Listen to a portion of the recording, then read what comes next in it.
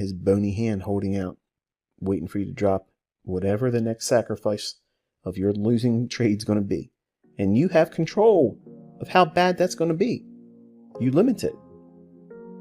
But you have to do the math and stick to it.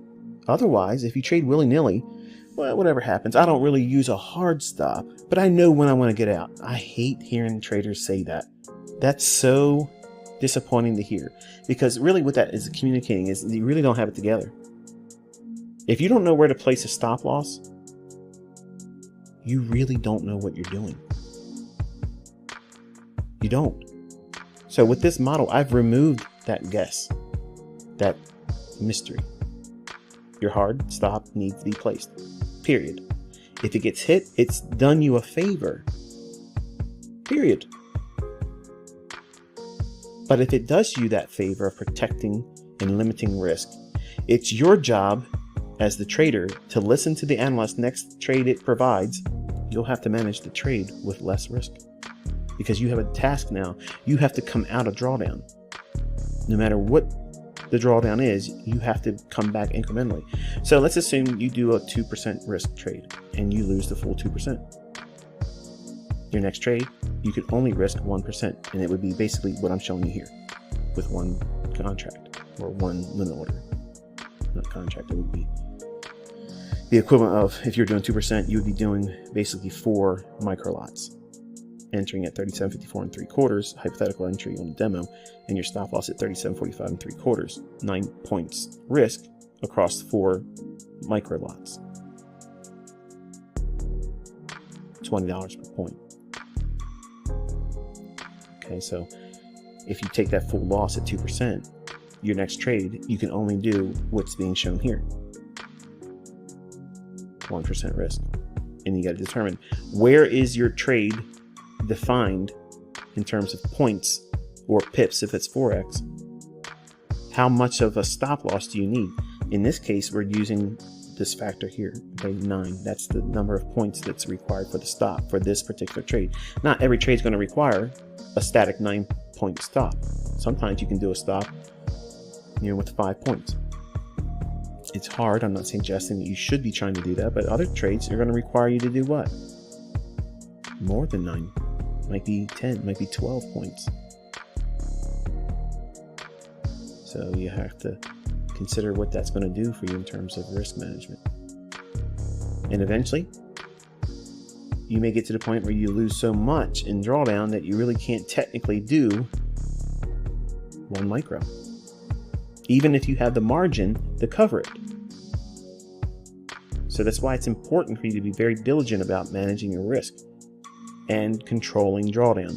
Don't think, oh, well, I'm going to start off with 1%.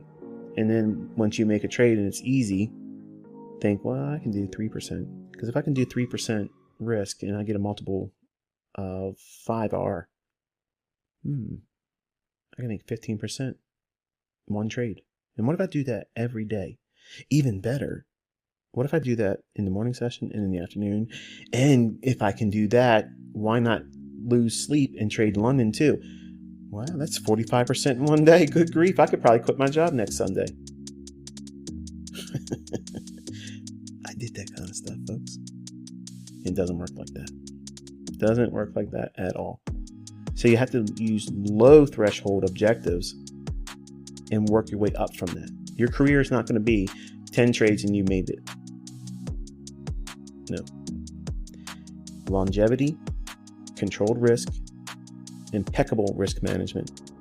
That's how you get here. That's how you arrive at consistently profitable, and losing trades don't mean anything.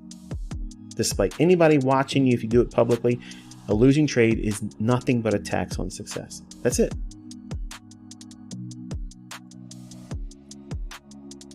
All right, stop management. And this is going to close the mentorship in terms of the teachings. And past this video, I'll be doing obviously reviews and topical studies when I feel led to do so. But as far as the model itself and the mentorship, okay, for YouTube, this free series I did, this is done. And you'll have everything that you need here. I'm confident in saying that what has been provided to you after this discussion here, you have enough. And obviously the things I taught you on the YouTube channel and other lessons, and maybe other future lessons I might do, they'll just be amplifications and help you refine what this has already given you freely. But stop management, okay, when you place your stop loss down here, when can you and when do I move my stop loss? Well, you have to determine where you're getting in at and where you're trying to get as a target. So that's your range from 37.54 and 3/4 to 37.80 and 1/4. So technically 25.5 points. Okay, so what is that? 12 and 3/4 points, something like that. We'll just round it to 12.5 points. If we see price move 12.5 points above the entry point that you entered at, if it moves 12.5 points, your stop loss can move 25% up. From where? What's 25% of what range? Where your stop loss is and your entry. So split that range in terms of points.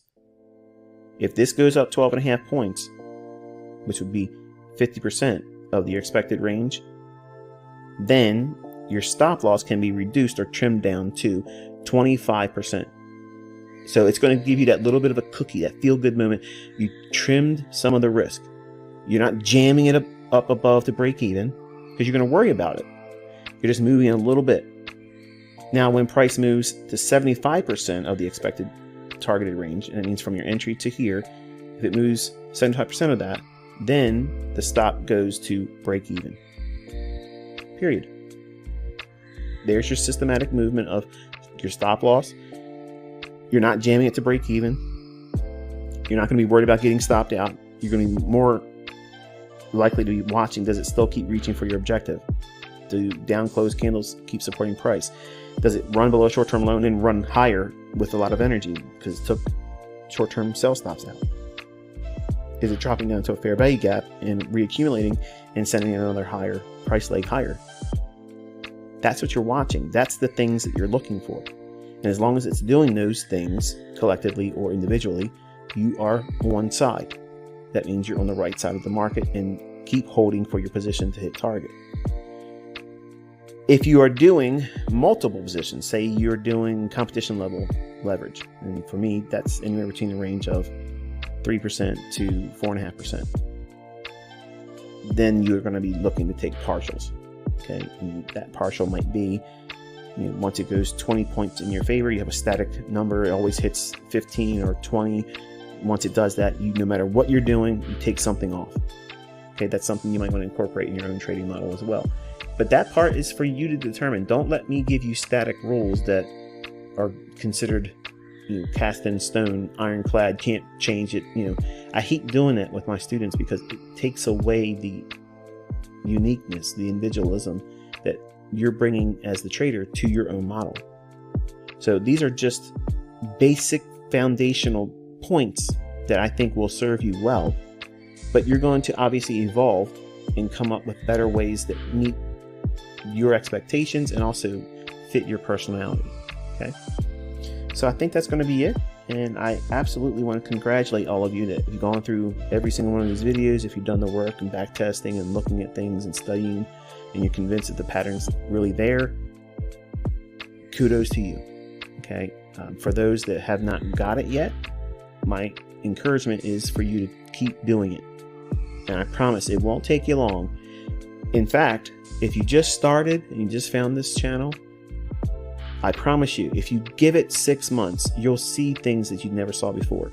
But at the end of 1 full year, because it might take some of you to do that, you'll have it. You'll understand what you're looking for. Doesn't mean you're going to be trading every single day. It doesn't mean you're going to know the bias every single day. It doesn't mean you're not going to have losing trades.